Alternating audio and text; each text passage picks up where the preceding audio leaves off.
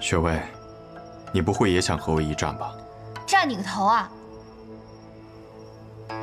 你流血了，赶紧擦擦吧。你这药我可不敢用。我如今身旁有个小神医，可不敢用你这能毒死一头牛的药。你的小神医，你确定他现在还活着吗？想救人，还是先破了我的毒阵吧。雪薇，你知道这阵困不了我多久的。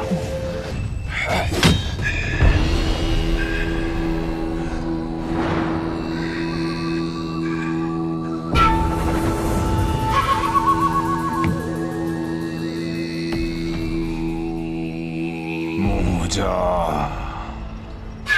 穆雪薇。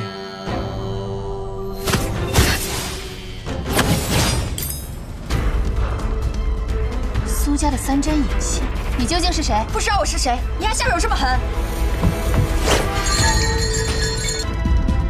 骗子苏沐雨，说好了你在就能保我无忧呢。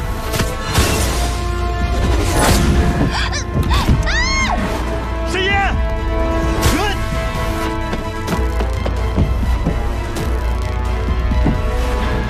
苏沐雨，你下去做什么？我才能饶他，我不想死！沈一莫慌。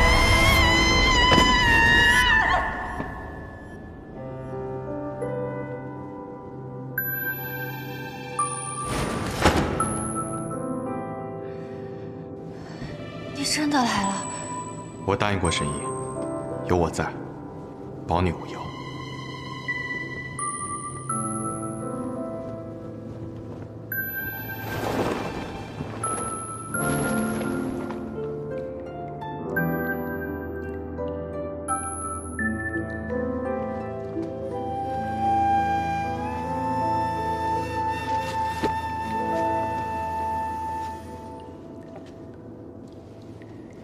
这么高啊，这该怎么过去？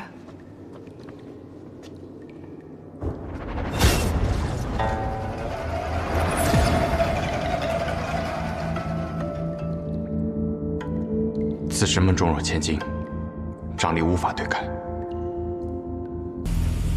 小心！小心什么？有毒！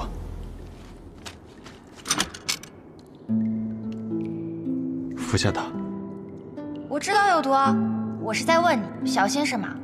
我可是药王谷谷主的小师叔，温家家主的外孙女，我怕毒啊！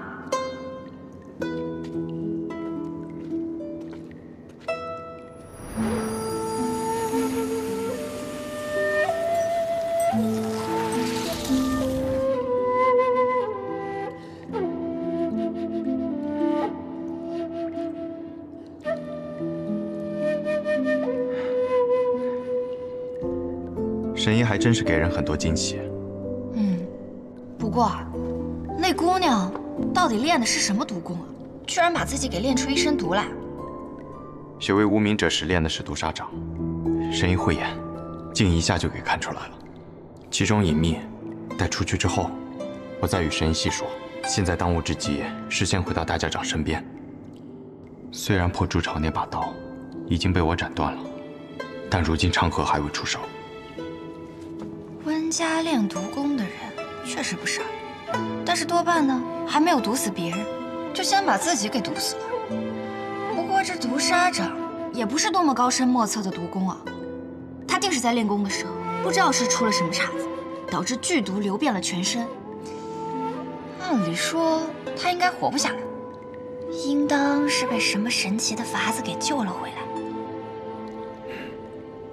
看来我猜的没错了。 不过呢，人虽然是救了回来，但是毒还在。旁人若是这么不小心的，轻轻碰了他一下，不出1炷香时间，便会化为一滩黑水。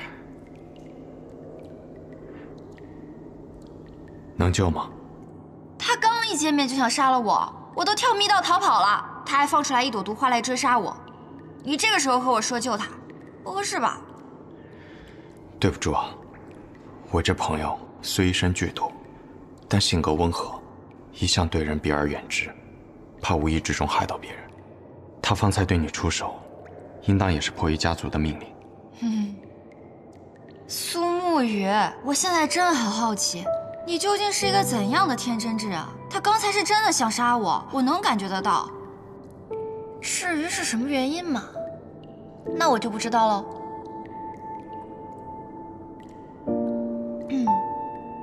好吧，若是此事过后，我和他都还能活着，且不再是敌人，我可以救他。条件嘛，很简单。钱管够。不愧是暗河的魁，领悟能力就是强。那魁大人，我们现在该怎么出去？方才与神医交谈时，我想了想，机关应当就在这两处。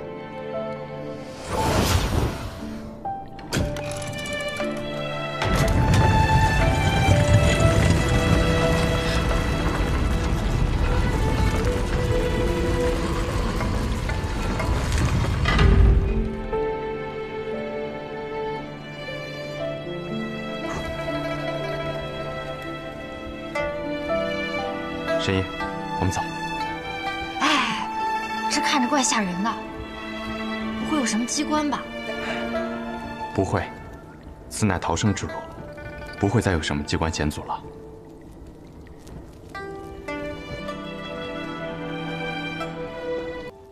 大家长身上的毒，神医方才可治好了。啊，算是暂时压制住了吧。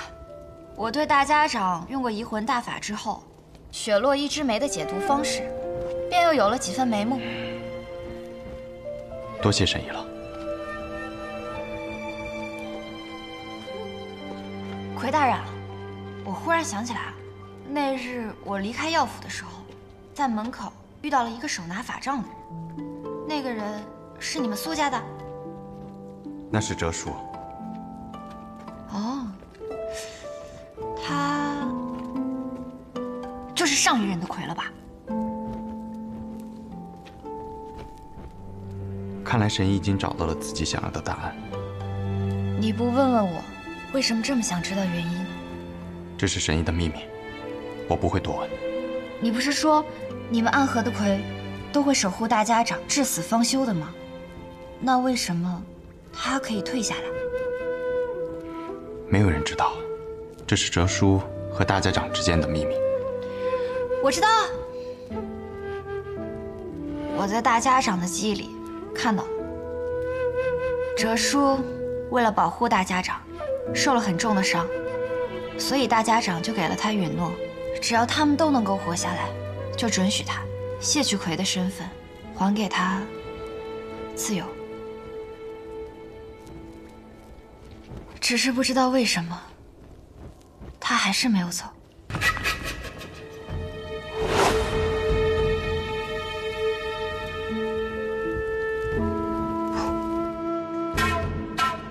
其实，你们口中的哲叔，他是我的父亲。这就是我为什么一直打探他下落的原因。我的母亲什么都没有告诉我，只和我说他是暗河的魁。这不可能。我不是说笑，这有什么不可能的？暗河中人从不与外人通婚，之前也有人打破这规矩，和暗河之外的人成婚生子，但结果却是，其人连同他的一家妻儿老小，皆被抹去了。哲叔是曾经的魁，如今在苏家的地位亦是不低，不可能在外有女儿的。哈哈，我方才是与你开玩笑的嘛，你还这么一板一眼的认真回答我啊？你们暗河的魁不是接任大家长的候选吗？那大家长为什么不直接传位给你？这样不就破局了吗？我并非暗河三家本族中人，我是无名者出身，暗河之中从未有无名者接任过大家长的规矩。所谓无名者，都是孤儿出身，经过试炼后才得此姓，名义上加入了三家，事实上却仍不被视为真正的族人。当年也是因为情况特殊，大家长才让我继任为魁的。这些年，我一直想把位置让出去，大家长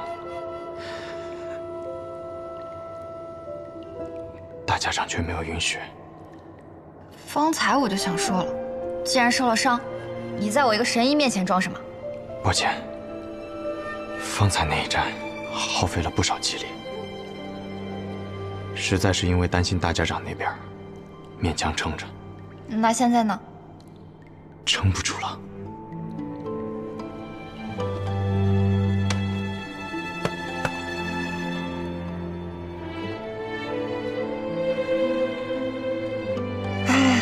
我来帮你瞧一瞧吧。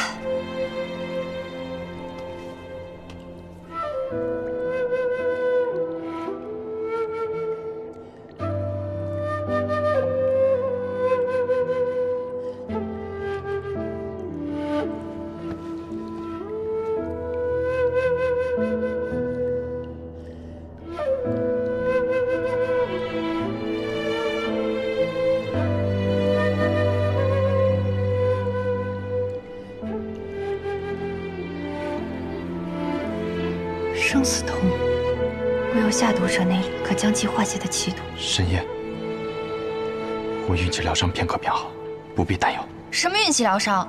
我看不过是用真气强行把伤势给压下去。我们行医的最见不得你们这种不珍视自己身体和生命的笨蛋。我立过承诺，会保护大家长；亦立过承诺，会保护神医。虽然没有立过承诺会保护我自己，但至少在你们无恙之前，我都会好好的。逻辑鬼才苏沐雨，你多休息一会儿吧，不然啊，一会儿打起架来没有力气，那我可就惨了。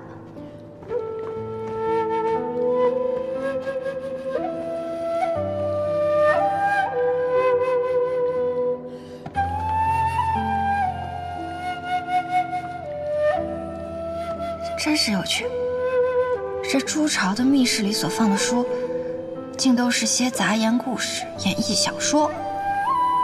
难道是怕避难者在此无事可做，供他们打发时间？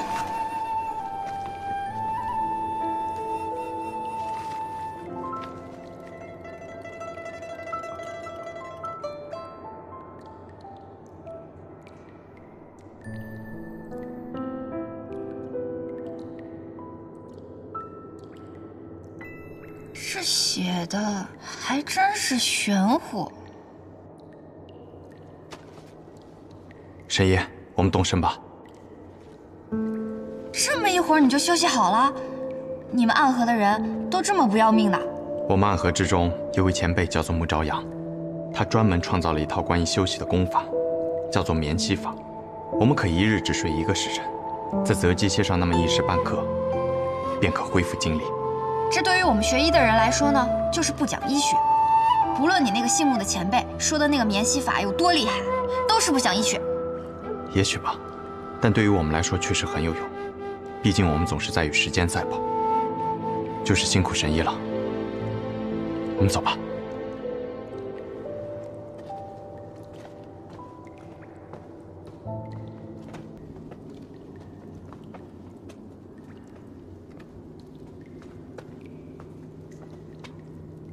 神医，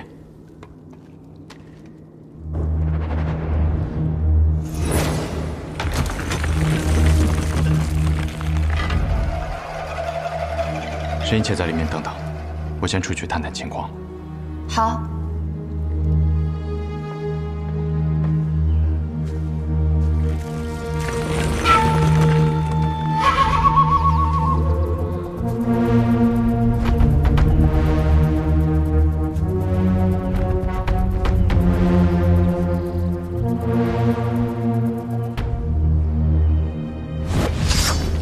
穆家少主，穆白。苏沐雨，我在这里等你许久了。你比我想象中要聪明。你忘了，每一处朱朝中的阵法背后皆有我穆家的手笔。纵然无法窥得全貌，但还是有些踪迹可以追寻的。雪薇带来的消息，你和那位神医都进入了密道之中。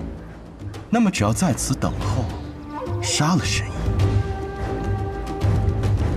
大家长的性命就该结束了。可你又比我想象中要愚蠢。什么意思？既然你们等到的是我，就凭你们，靠什么赢我？是非不分，好坏不论，善恶难辨。你执掌这样一个组织30年，应该很累了吧？我已经是个老人了，若不是因为一些执念，我会觉得我身上的血已经冷了。30年前，你我大战一场，不分胜负。我们约定，我要回去执掌暗河，你要辅佐唐老太爷重振唐门，直至30年后再一决雌雄。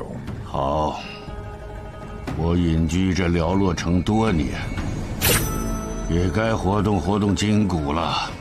我可一直等着今天呢。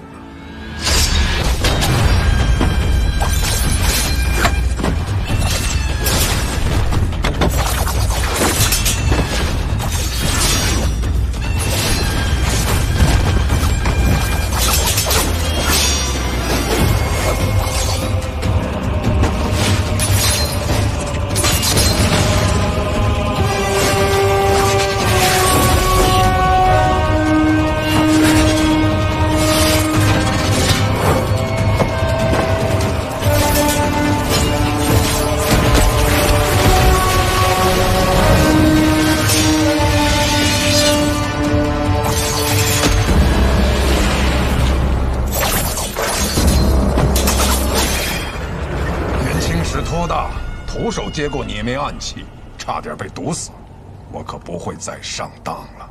几枚暗器你能接住，那接下来万树飞花，你又如何应对？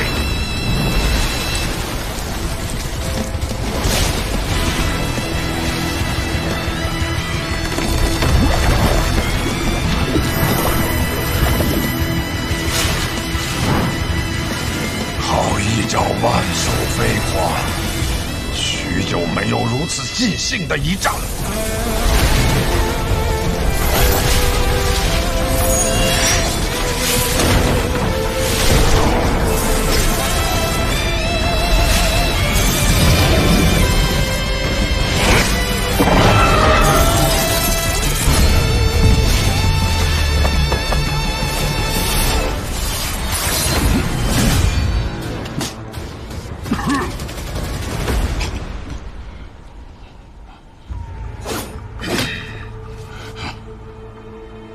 你我30年之约的这一战，本该只论胜负，不争生死。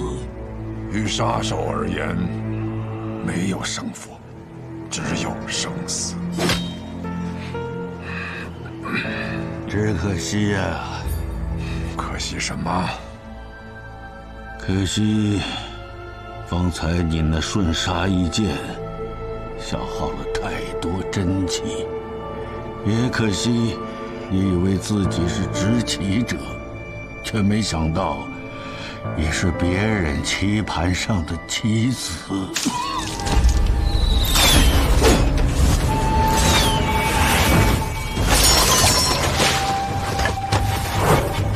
墨玉，不是跟你说过这是我自己的事，不用你插手吗？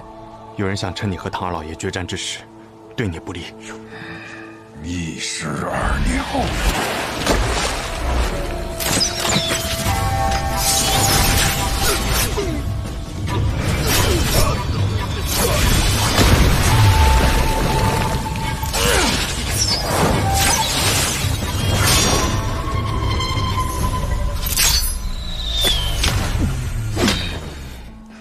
老伙计，你既然在决战之时动了杀心，你也晓得我这个人追求一个公平。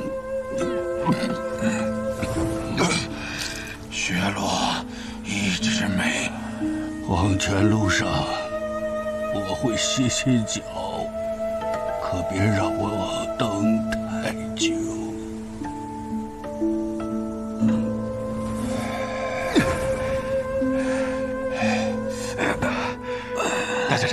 我们立刻回安河，赵木家最好的药师帮你疗伤。不能回安河。苏、木、谢，你说他们3家等我受伤这个消息，等了多久了？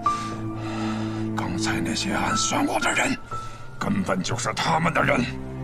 可去钱塘城，我在那里有一个故人，是药王辛百草的小师叔。找到他，他叫白鹤怀。明德11年初春，距离上一次引发江湖浩劫的魔教东征已经过去了3年。如今的江湖平和安宁，少有争斗，而暗河藏身于黑暗之中的最强宗门，由苏、谢、穆3姓组成的刺客组织，却在此时因为3家之首大家长的中毒而即将迎来巨变。这江湖甚至于朝堂之上的短暂平静，也将因此而被打破。穆名策已经重伤，看来我们需要选出新任的大家长了。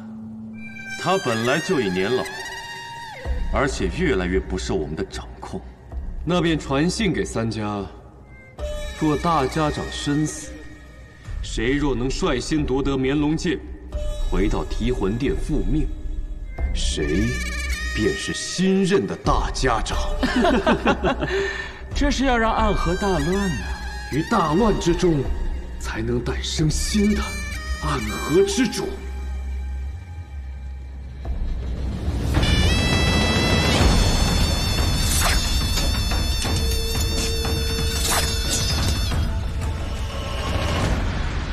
白鹤药府到。你的谢银江，他们要来这里寻找名医。是啊，大家长身中奇毒，命不久矣。而此处就住着药王的隐居的小师叔。我们苏家老爷子说，希望这个小师叔可以不要出现，或者说从未存在过。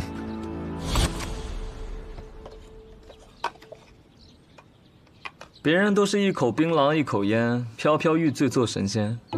哲叔，你吃的怎么是话梅啊？以前有个女人和我讲，槟榔对身体不好。哦，你吃不吃？我就不吃了。哼。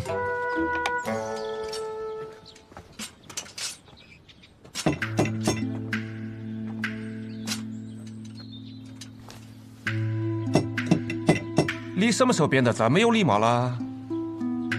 学苏沐雨啊，杀手临门，有礼有貌。可是这位神医似乎不太给面子啊。许是这位药王师叔年纪太大，耳朵背了，你要考得再响一点。哲叔，你这是敲门吗？我看你是要杀人啊！我们不就是来杀人的吗？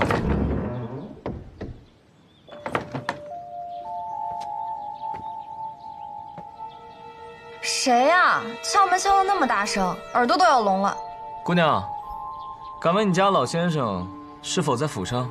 我家老爷他出门巡诊去了，要不我帮你们去找找他。那便麻烦姑娘了。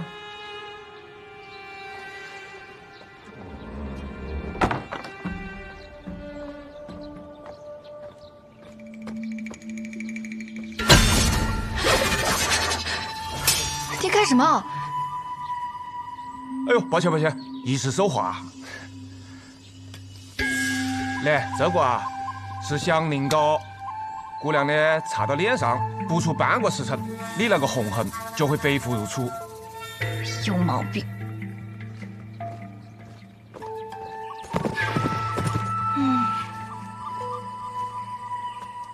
可引药蛇追踪的香凝膏，这种小伎俩也想骗过我？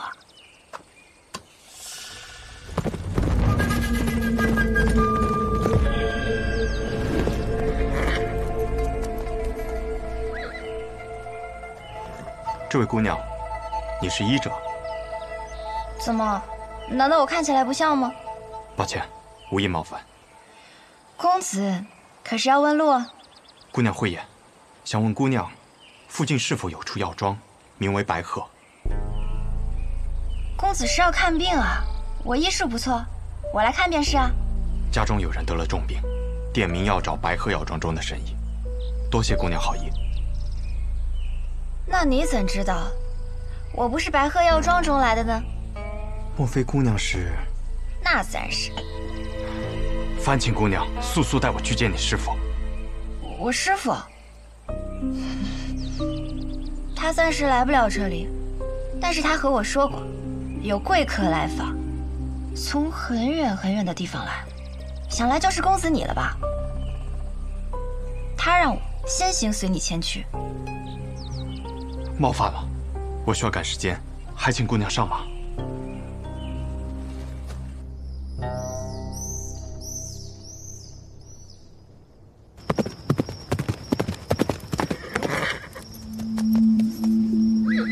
我们到了。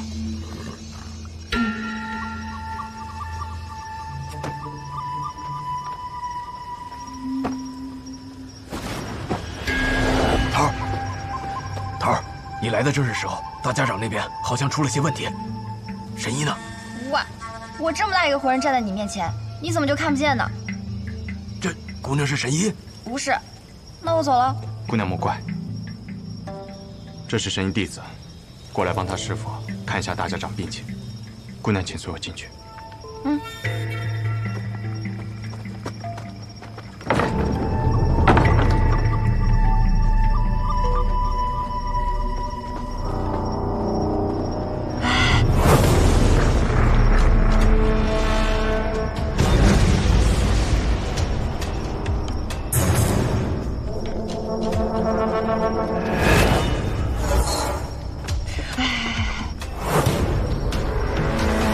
觉得这里面有鬼哎！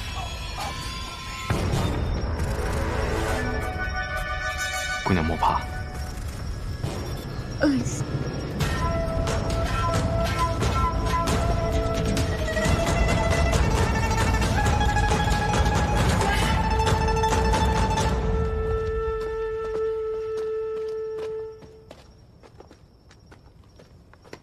大家长。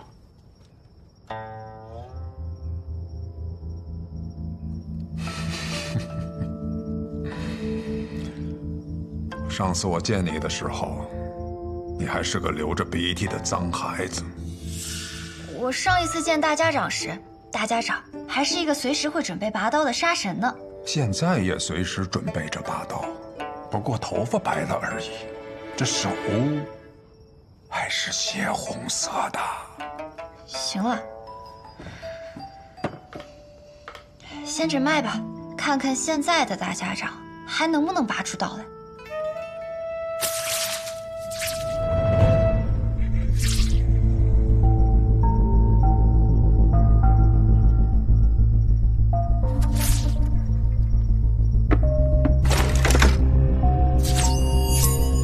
收起你的杀气，你若是不小心吓到了我手这么微微抖一下，你们的大家长可就死定了。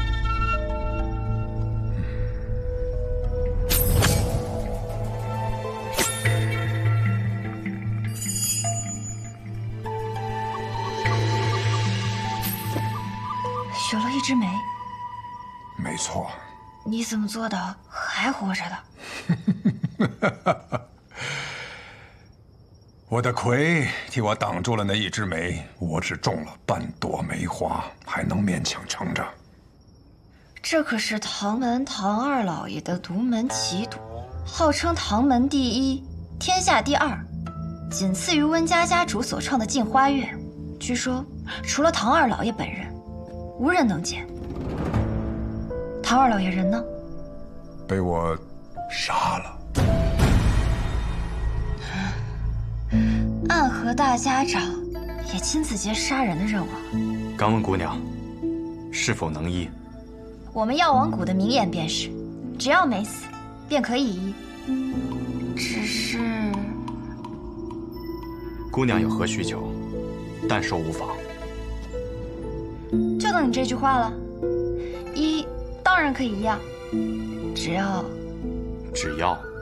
银子管够。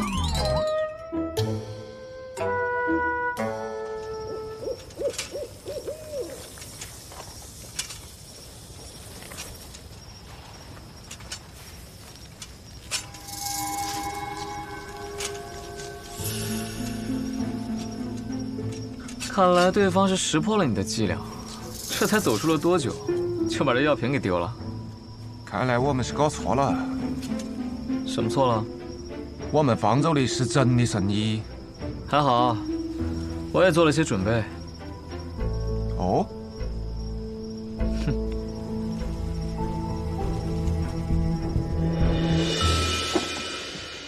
行了，你帮我找个住的地方吧。这来来回回的太麻烦了。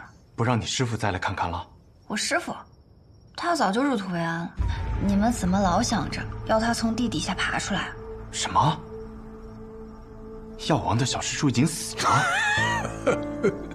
沐玉，你错了，你眼前这位就是药王新百草的小师叔，药王谷一脉祖师李宇珍的关门弟子白鹤怀。医者白鹤怀，见过暗河大家长。见过暗河的魁大人。魁大人，我肚子饿了。神医见谅，行走在外，哪有什么珍馐佳肴，只有这个了。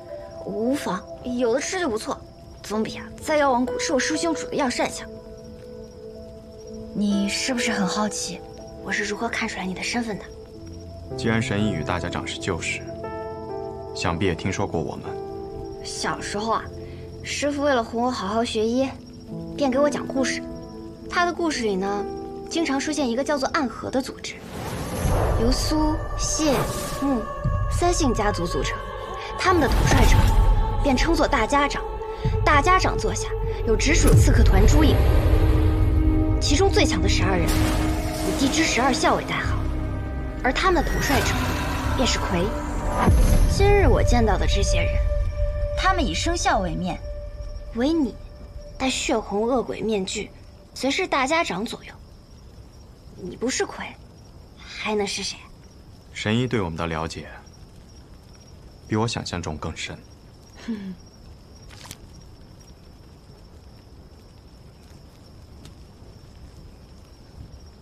我还知道，每人的魁都是当做现任大家长培养的。这上一任的魁呢，他死了。抱歉，这些隐秘之事无法与神医细说。可是上一任的魁，他是我的父亲，这也不能问吗？神医说笑了。不信算。这人是死是活对你们倒是隐秘，可是你们身份特殊，标识却如此明显，此时就不考虑隐秘了。我也曾问过同门前辈，身为刺客，本该想尽办法隐匿身份，可为何我们却明明白白地把身份写在脸上？那人怎么说？这是意思个，你懂事吗？你怎么突然大舌头啊？不是我大舌头，是他大舌头。我想起来了，难道我白日里见到的那个人，他便是你的同门？他是不是手里还拿着一根法杖，上面套满了金环？这时居然也来了。还有一个玩匕首，那是昌河。陈龙，准备一下，带上神医，即刻启程。是。去哪儿啊？九霄城，没有人比我更了解昌河。此刻我们定然已经入了他布下的局。宇哥，都准备好了。神医，这是卯兔，你随他动身，一路保重。魁大人，那便希望在九霄城中我们还能重逢。不必叫我魁大人，叫我苏沐雨便是。苏沐雨，还真是一个好听的名字。再见了。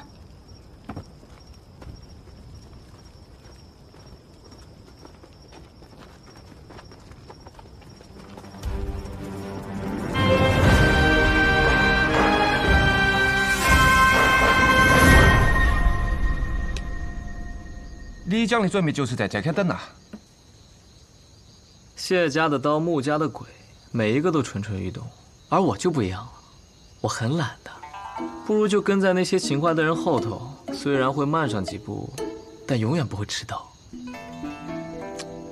你透露了点消息给他们，他们两家都配应来这开了。哼，真是个狡诈的小子。老爷子派出你，是铁了心要上位啊。唉，最聪明的我和最强的你，这是我曾经暗河第一高手，上一任魁大人。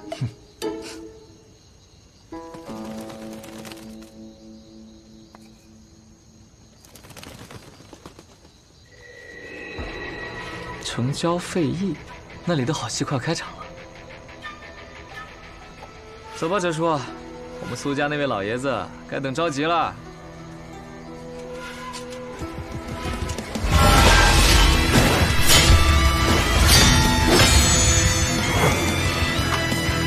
不愧是大名鼎鼎的十三鬼，子献为戒，还请二位不要逾越。谢家的紫靴鬼和刀阎罗不应该出现在这里。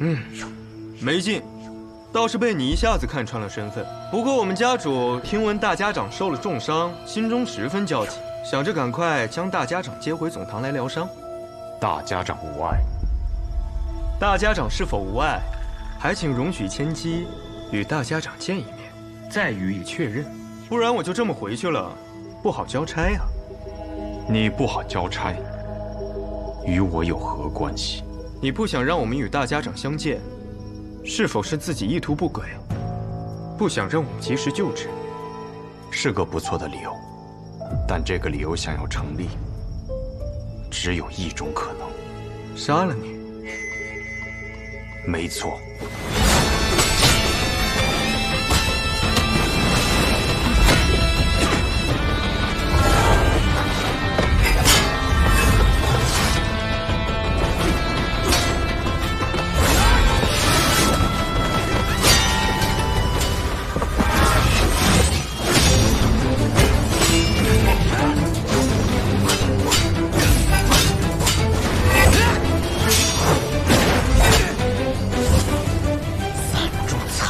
为何不敢一献？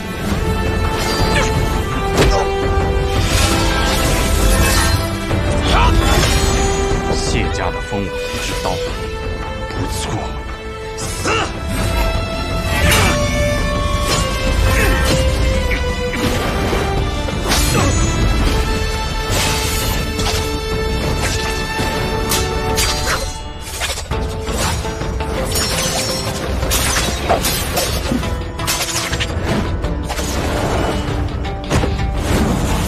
你真以为我有那么弱？寸刀劲用得好。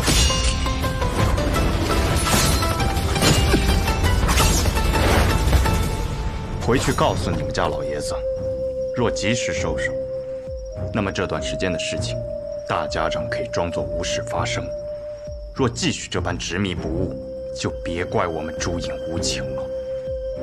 你今日是打算放过我们？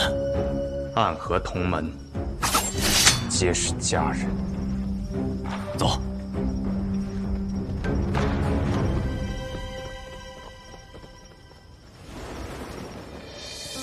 你来了。你好像看到我不是很高兴啊，我的魁大人。我知道你迟早会到，却还是希望可以晚一点。老爷子让我给你带句话，你是苏家的弟子。如今我是魁，人中之魁，我属于暗河，却不属于任何一家。你总是这么正经啊，一点意思都没有。当无名者的时候，每天起早贪黑的练剑，做一个勤勤恳恳的无名者；做刺客的时候，每一个任务完成的妥妥当当，一丝不苟。现在做了魁，还是这么兢兢业业。你的大家长都快死了，你还要强拖着给他陪葬吗？大家长无碍，这样的传言不该由你说起。他若无碍，又怎么会来找那什么新百草的小师叔？你杀了他，把绵龙剑拿来，你可以拿到你最想要得到的自由。是啊，离开苏家，离开暗河，去你想去的地方，做你想做的事。你知道的，暗河从未有过这样的先例，而我们那位老爷子愿意为你破例。若我拒绝呢？我们姓苏，在苏家生活了这么多年，而你申为魁跟着大家长也不过几年，你跟他的情分能有和苏家的深？我不管你的想法究竟如何，如今我是魁，我的职责便是守护大家长的安危。任何事，任何条件，都必须在这件事的前提下。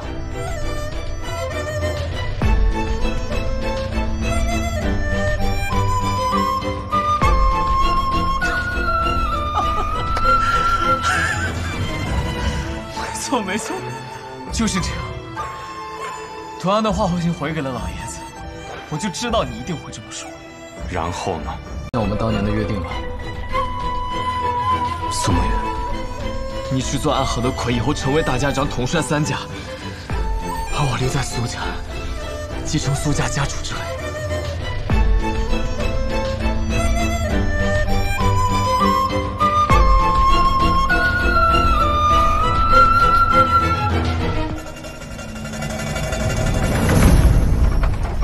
这马车真有意思啊！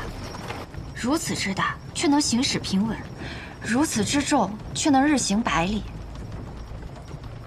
这是搬家搬三爷捣鼓出来的玩意儿，能不有意思吗？走好这架马车10日以后，他便死了，生病死了。那我若是治好了大家长，我不会得病死了吧？神医多虑了，你可是神医呀！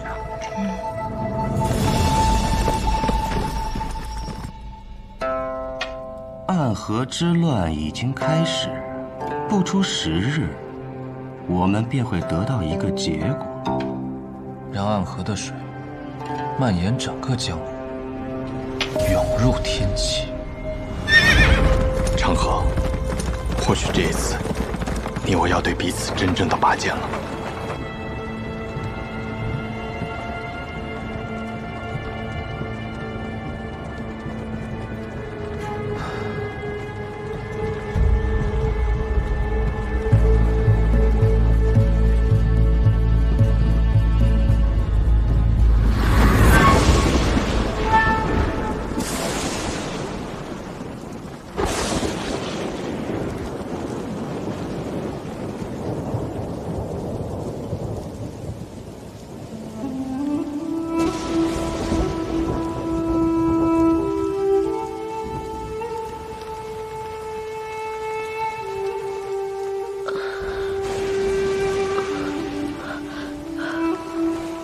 这么多年为我点灯的童子，他是唯一一个。任务结束还能够活着，要带他回去吗？不必了。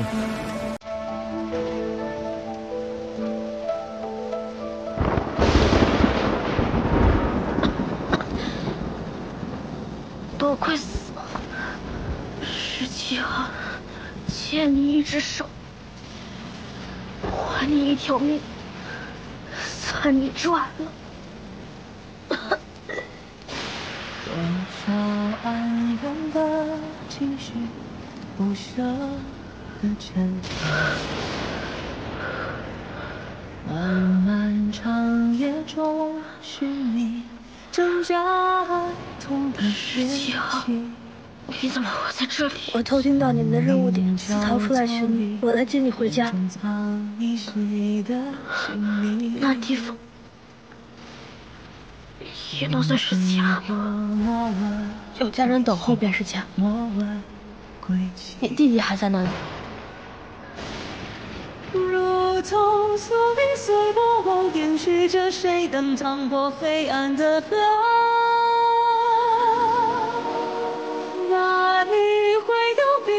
我也在。心境颜色，辗转悲欢离合，恋恋不舍，思念在夜里醒着，心不由我，情字总无法逃脱。怎么总把自己搞得这么狼狈？反正每次你都会及时出现，我狼狈点儿，没什么问题。鬼哭院的试炼马上要开始了，各家主唤我回去。这一天终于还是来了。那里会有彼岸重纪念生唯一点光清净颜色。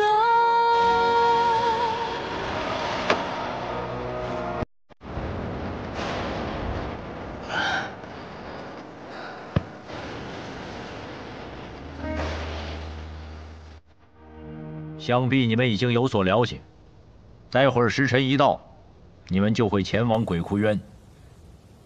每组10个人，只允许留下1个。第一组86号、18号、74号、42号、34号、26号、17号、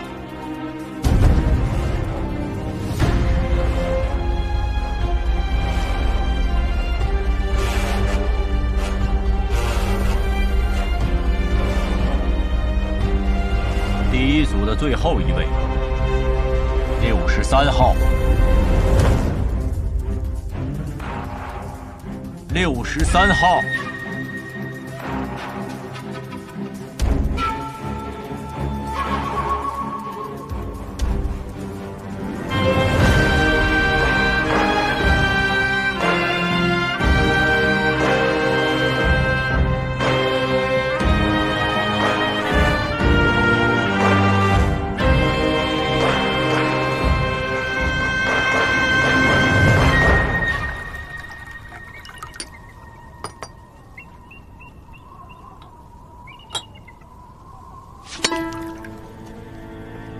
谁惹了木秋兄啊？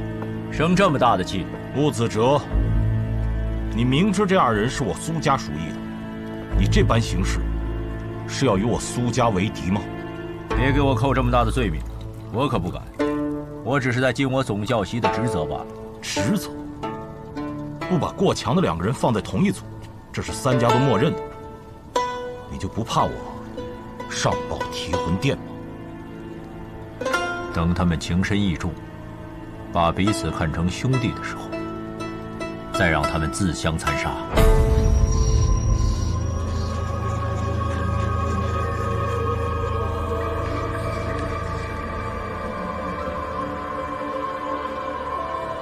合作在一起，不要走散了。看起来也没有办法与你走散了。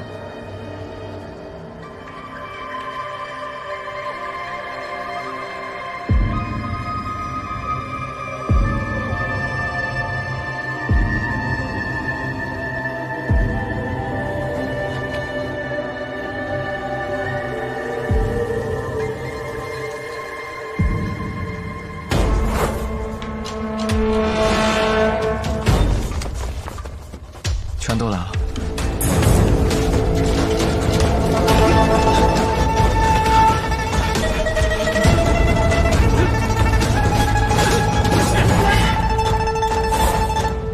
谁都知道你们剑术高超，与其1对1跟你们单打独斗，还不如合力把你们都杀了。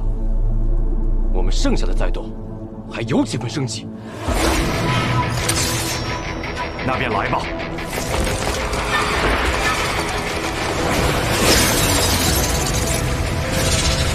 八戒，刀剑合十，攻守皆备，决一切生机。要胜此战，唯有一途，一而入局。我为尔。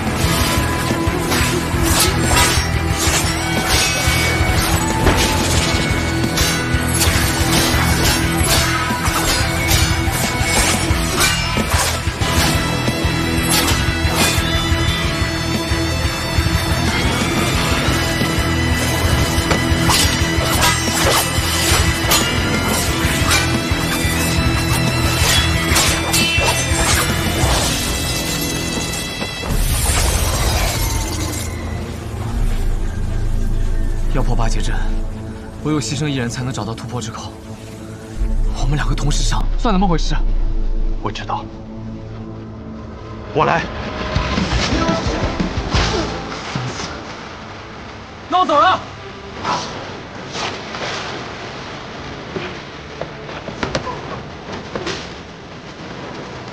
破茧之口。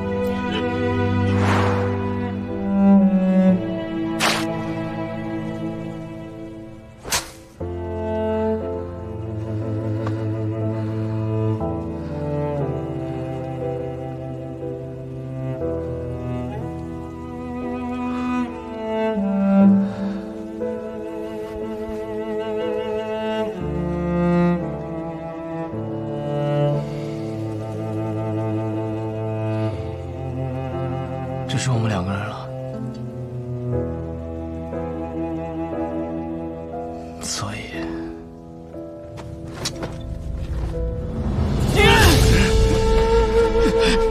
你疯了吗？你这疯子，停下来！我跟你说过，你的恩情，我迟早会还的。我不需要你还。 你此前替我做点灯童子的时候，已是还了。暗河的规矩，10个人只有1个人能走出鬼窟园，成为3家之人。你若不成我的情，我们2个人都得死。一定会有办法的。我去和他们说，他们享有最顶尖的资格，而我们俩是他们这些年里遇到最好的种子。 他们不会愿意就这么失去我们的。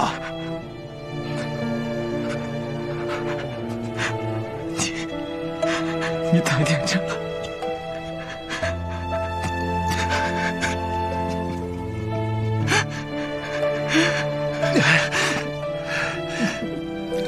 你把手放开！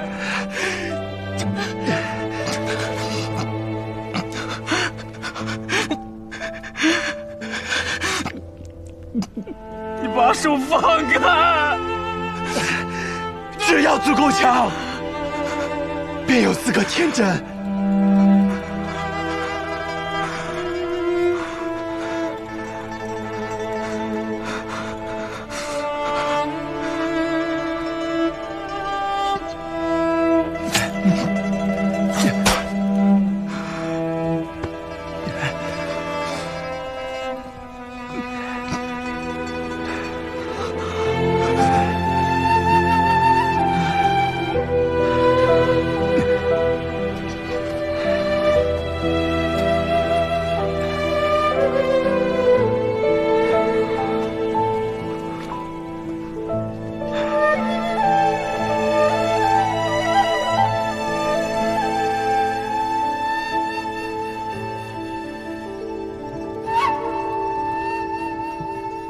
睡醒了。啊，做了一个很长很长的梦，梦到一些很久以前的事儿。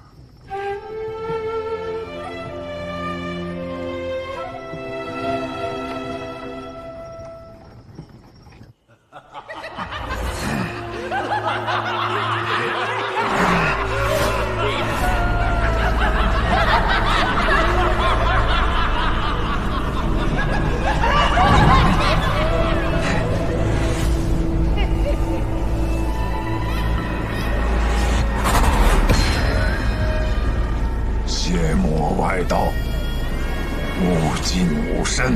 我们是邪魔外道，不过是些魔障，看我一剑斩了你们！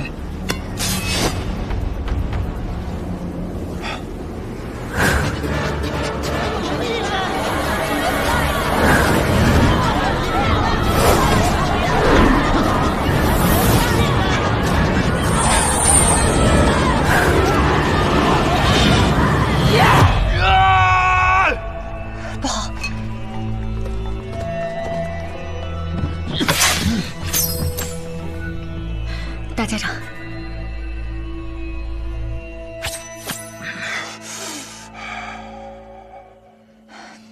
人在虚弱时，邪气便会找机会侵染人的身子。做噩梦是正常的事，大家长不必担心。大家长可还安好？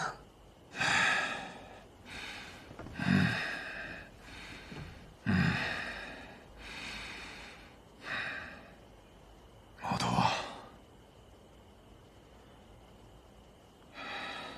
是神医啊，你此生救过多少人？这我哪里记得得？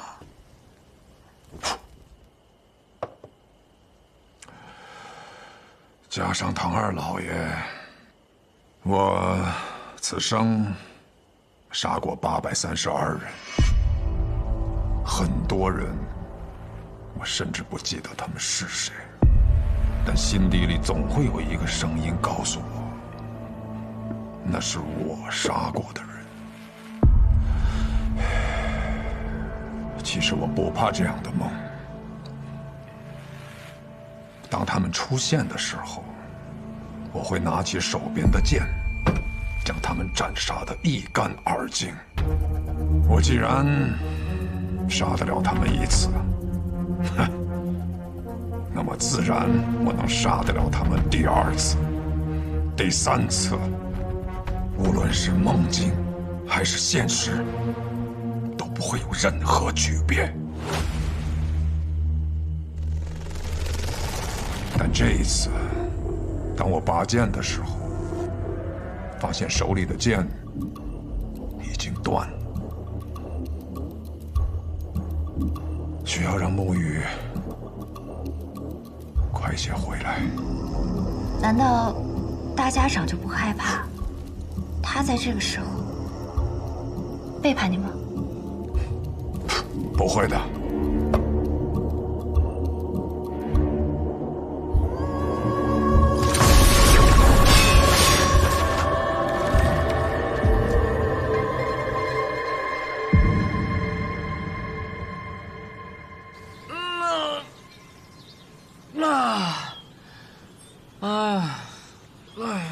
坐了许久的马车，累了。小上河，你这个样子能追到鹰，你到底是什么安排啊？追得上，大家长此行北上，无非就是想拖延时间，按照他的手段。老爷子有没有事儿我不确定，但是我们这一批跑腿的，定是要被他清算，所以在我这儿，大家长必须死。 然后呢？我对于苏沐雨的安排，应当已经到了，让他见见几个故人，拖延一下他追上大家长的时间。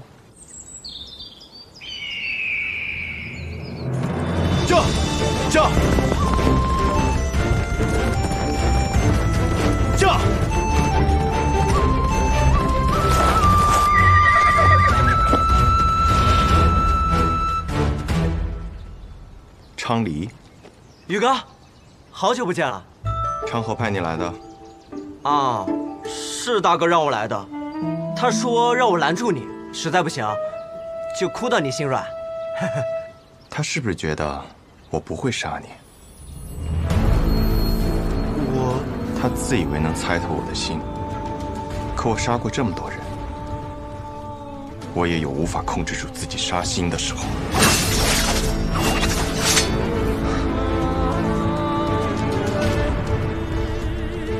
若我想杀你，你早就死了。宇哥。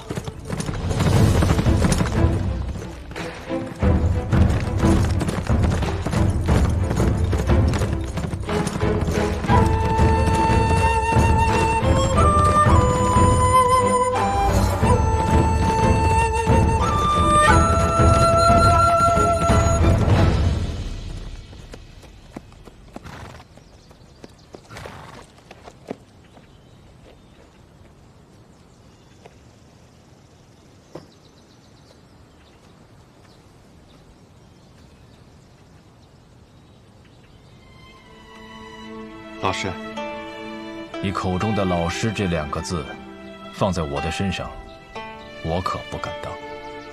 苏芷先生，许久不见了，苏沐雨。昌河为了拦住我，居然把你也请来了。不必怪昌河，是我自己想来的。我想此事之后，或许我们便没有相见的机会了，就自请来此见你一下。顺道下一局棋。我在赶路，没有时间。若有机会再见先生。回到暗河，我定去藏书阁拜会。若我没有做到让你下完这局棋，昌河或许会杀了我。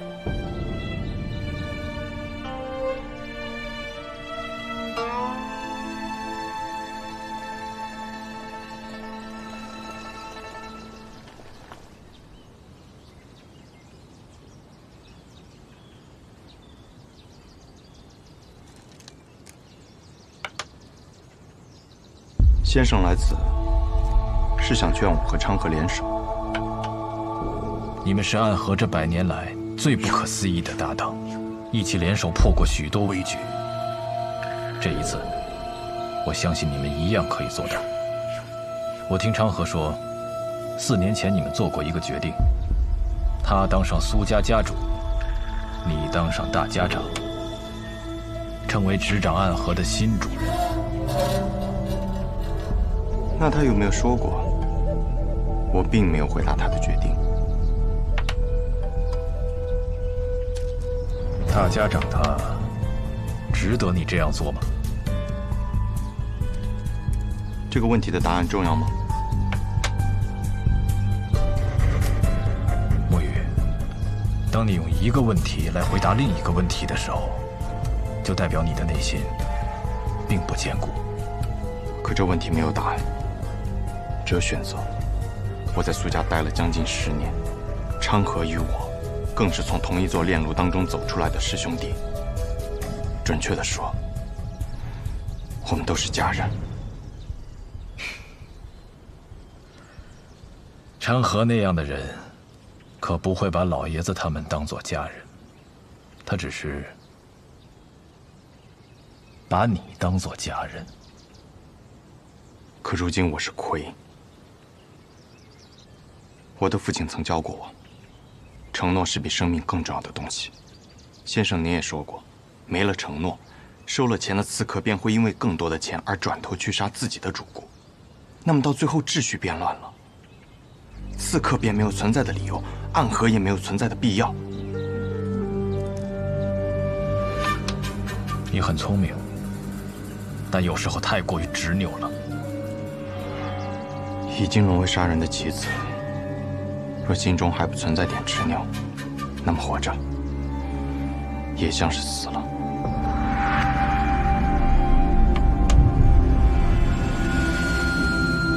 先生，你败了，告辞。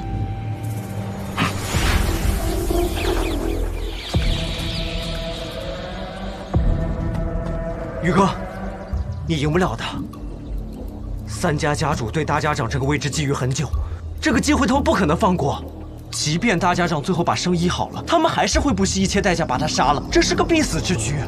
即使死局，那么长河他到底想做什么？他想改变暗河，跨过暗河，便能到达彼岸。彼岸之处不再是长夜，而应有光明。和我们联手吧。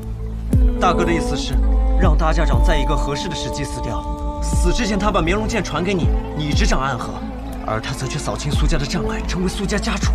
到时候其他两家再有不满，你们便联起手荡平暗河。宇哥，抱歉，我有我的选择。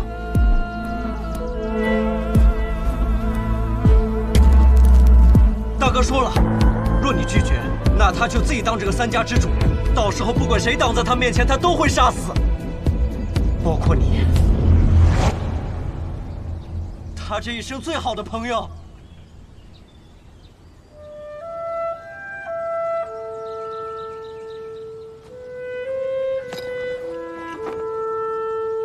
沐雨，道阻且长，行则将之。驾！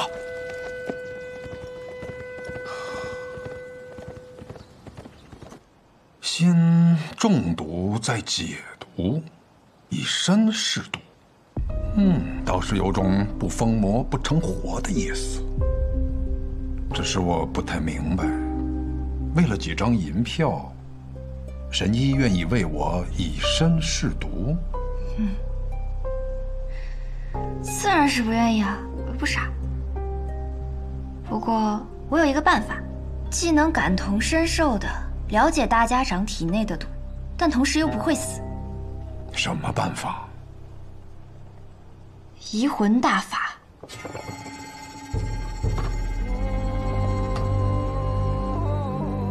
药王谷的秘术移魂大法，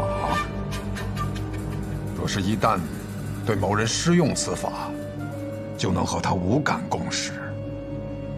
他的过往和此刻的想法，都无法逃脱施用者的眼睛。若是遇到意志薄弱者，甚至能彻底占据他的意识。我初听到此门功法，还曾感慨，这哪里是医术，分明是邪术。确实，医者行医，治的是人身体里的毛病，而移魂大法却能治人心病。不过我这次对大家长施用移魂大法，为的是彻底去除你体内的毒。至于大家长你心里想的那些嘛，我可以试着不去看。若是一旦施用移魂大法，那我的性命自然是全在我白鹤怀的掌控之中了。届时只要我想，可以随时杀死大家长。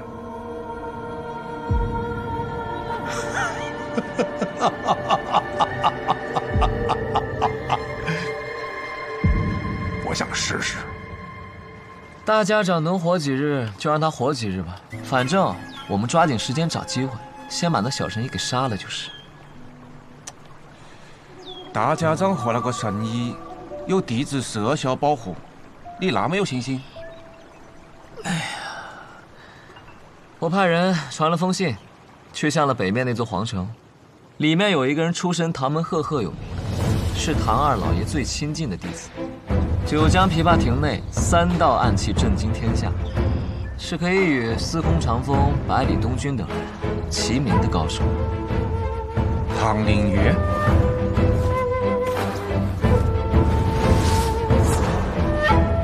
我不知道大家长为什么要杀唐二老爷，但我知道唐二老爷死了，最想报仇的人一定是唐莲玉。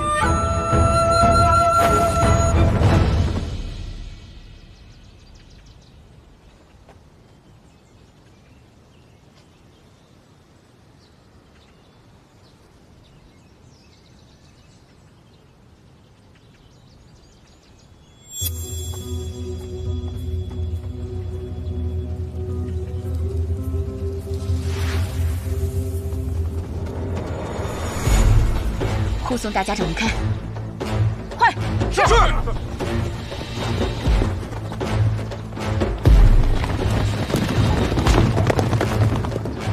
难得有片刻喘息，又要赶路逃命了。等你治好我，便无人敢来了。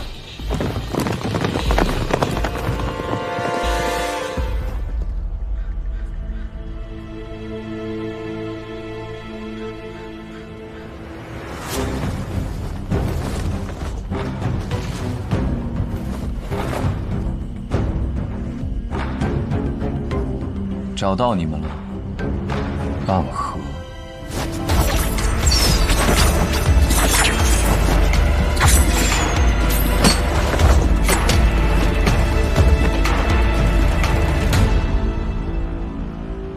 龙须真，你是唐门的人？唐门，唐莲月。唐莲月，原来是天启城4守护之一的玄武使啊！我要找的人不是你。你们大家长在哪？我要见他。纵然你是玄武使，但这里一不是天启城，二我们暗河也不听朝廷的指令。大家长岂是你说见就能见的？我并不是以天启城玄武使的身份来的，是以唐门弟子的身份而来。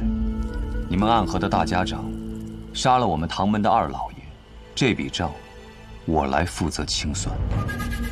这个消息，玄武使是怎么知道的？如果是子虚乌有的事儿，那该如何呢？想必你们大家长早就走了，留你在此处断后，与我说这么多，不过是想拖延时间罢了。想走？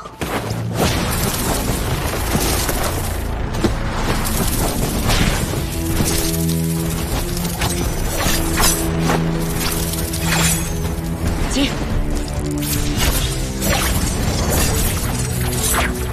这样精妙的暗器手法，这就是白秀堂冠绝榜上数1数2的高手吗？荧惑纸蝶和幽冥珠，你是暗河木家蜘蛛女。我不喜欢这个代号。小伎俩，你以为以荧惑纸蝶为掩盖，让这幽冥珠悄悄接近我，以毒丝偷袭，我就不会发现吗？真是自以为聪明的傻子。你在幽冥珠里放了什么？自然是霹雳堂雷家的霹雳子了。你怎么会有雷家的霹雳子？早年执行任务路过霹雳堂，很多雷家的少年郎都曾拜倒在我的石榴裙下。当然是他们双手奉上来，讨我欢心的。不过，我跟你说这些做什么？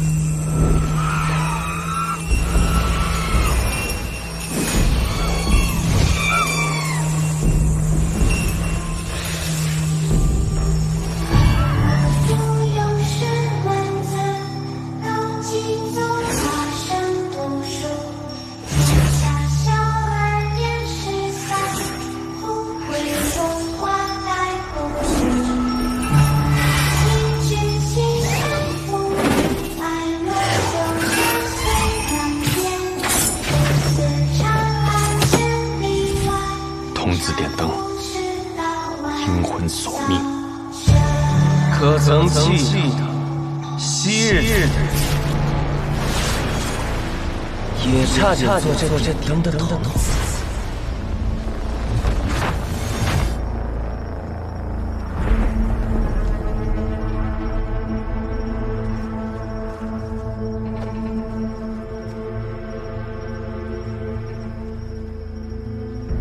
家穆英真，你敢与我动手，是想叛离暗河吗？是吗？可我得到的消息是你暗算大家长，意图谋反。我来此杀你，是奉家族之命救出大家长。看来穆家还真是一片忠心啊。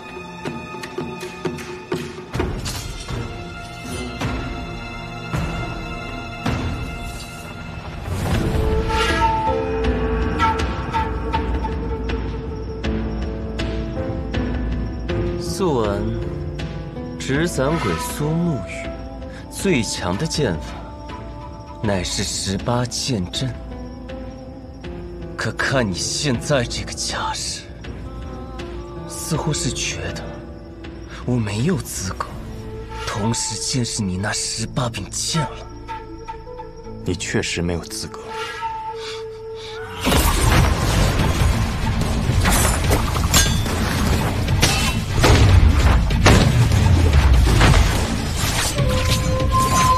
当年本该是你去的，可苏昌河代替你做了这点灯的少妇。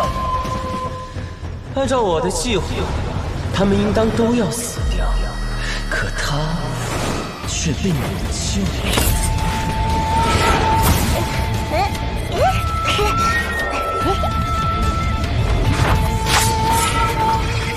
我想我明白为何他要替你。如果当年点灯的人是你，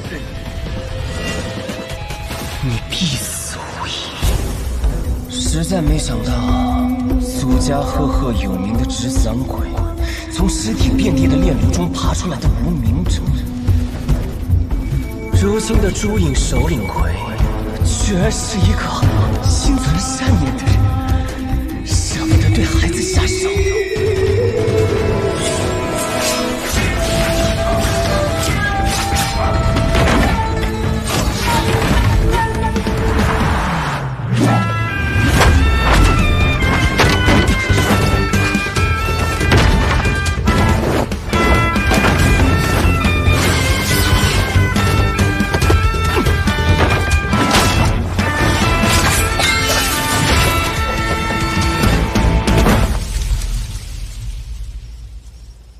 你的剑并没有想象中的快，是吗？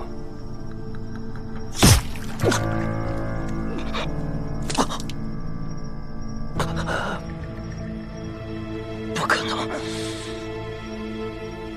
我明明挡上了那一剑，